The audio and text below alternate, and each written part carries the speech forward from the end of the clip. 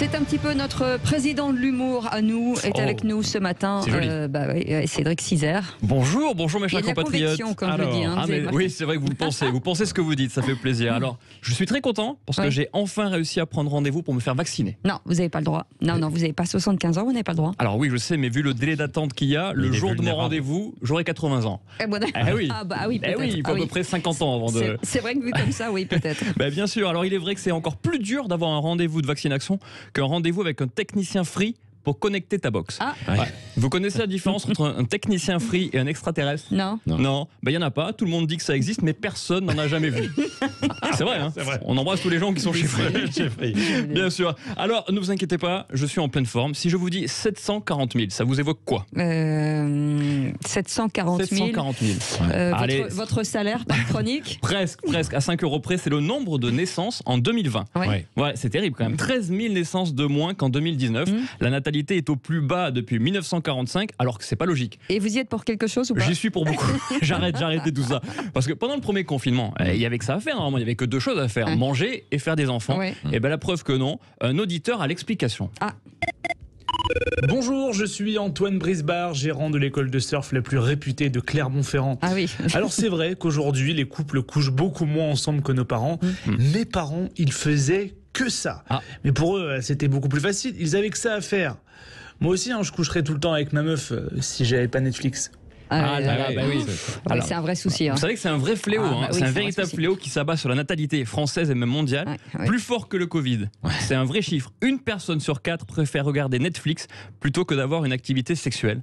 Et le chiffre grimpe à 36% chez les 18-38 ans. Ça veut dire qu'il y a presque 4 jeunes sur 10 qui préfèrent regarder Netflix que de coucher avec leur meuf. Pourquoi vous me regardez comme ça? Je vous regarde, je sais pas, parce que vous avez Netflix, Amazon Prime et Disney+. Donc là, vous c'est terminé. Et Apple TV. Apple TV, c'est mort. Vous, c'est impossible. Je suis de radio quand même. Je suis prise tous les soirs. Félicitations, bravo Cécile. Alors moi j'ai un message à faire passer à toutes les auditrices de 18 à 38 ans qui nous écoutent. Je viens de résilier Netflix, voilà, c'est quand vous voulez, je suis là. Alors, en couple, malheureusement, on sait tous que la libido, ça diminue avec le temps, on le sait, plus le couple dure, moins tu as de rapports sexuels. Moi, avec ma fiancée, au début, je me souviens, au début de ma relation, c'était 50 nuances degrés. Maintenant, c'est intouchable. C'est pas pareil. Allez, un peu de musique. J'étais sur la route à cette journée. Attention, c'est évidemment Patrick, il s'agit de Jean-Jacques Goldman. Mais non. C'est bien. De Palmas. Et oui. On part sur la route. Est-ce que vous avez le permis de conduire? Oui, absolument. Tous les deux, vous avez le permis de conduire? Non. Depuis des années, je conduis ça. Vous l'avez plus. Vous l'avez plus, c'est ça. La révélation. Vous l'avez eu du premier coup, Cécile? Absolument. Vous êtes fort, évidemment, du 4e degré. Bien sûr. Le jour de mes 18 ans, je l'ai eu. C'est ça. En province. C'était hier. Et c'était hier. Ouais, le jour de vos 18 ans. Ouais, absolument. Mais en province, on est obligé de l'avoir à 18 ans, sinon on peut rien faire. Donc c'est vraiment la libération. Moi, je l'ai eu en campagne. En campagne. Moi, quand j'étais à Agen, et je vous dire, je l'ai eu à 18 ans. Bien sûr. Alors, moi, j'ai eu le permis à 28 ans. J'ai eu le permis tellement tard que quand je l'ai obtenu, ça faisait déjà 5 ans que je conduisais.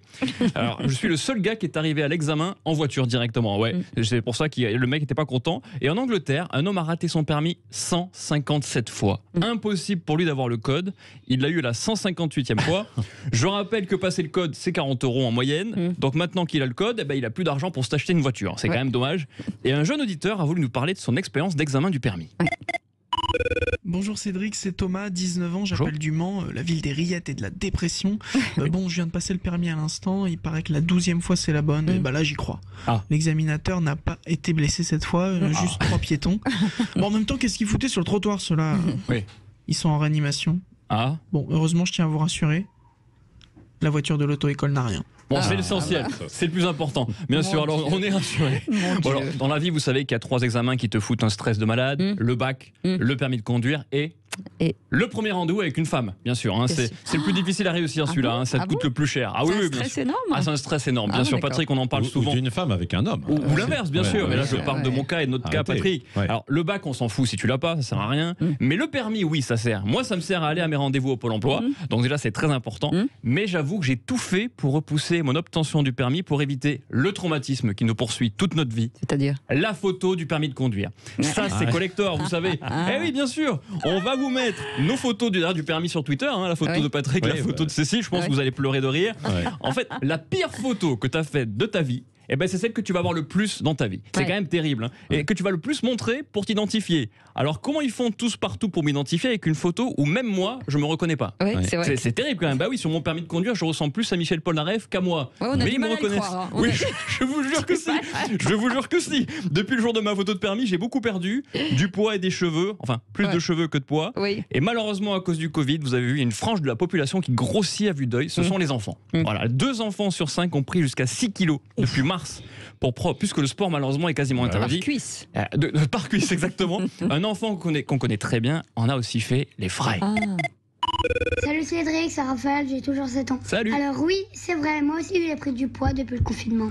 J'ai tellement de ventre que je vois plus mon zizi. Bon, heureusement, ma meuf le voit toujours. C'est ça le plus important. Bah dis donc Cédric, ça va, oui. C'est pas moi, c'est Raphaël, il nous raconte sa vie, moi. Mais on est tous là. Quand on voit plus le zizi, il faut vraiment faire quelque chose. C'est vraiment le truc. C'est vraiment le truc. Bon, on savait. Vous savez ce qu'on dit dans les territoires? Tant que la brioche avance, la baguette recule. Ah, bah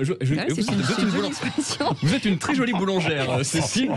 C'est une expression imagée. J'aime beaucoup, en tout cas, c'est très clair. On la comprend. J'avais jamais entendu cette expression. Moi non plus, mais ça donne envie d'être boulanger. Les territoires de Cécile le minibus.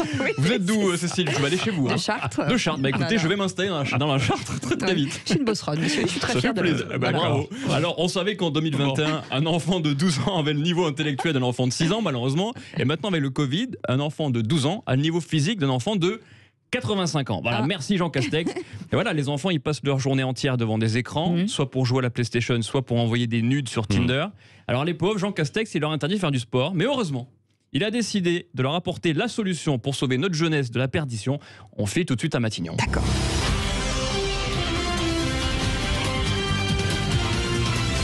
Jeunes Françaises, jeunes Français, le gouvernement vous conseille la lecture pour remplacer la pratique du football, du basketball ou du badminton. Pour commencer, je vous recommande de lire un des plus grands chefs-d'œuvre de Victor Hugo, Roméo et Juliette. Là, il y a un problème. Jeannot, pas de cinéma, pas de sport, pas de littérature, je sais pas. On va bien trouver quelque chose où il est fort, Jean Castex. Il est fort en... Badminton. Le badminton. Le badminton. Les langues, c'est pas son truc non plus.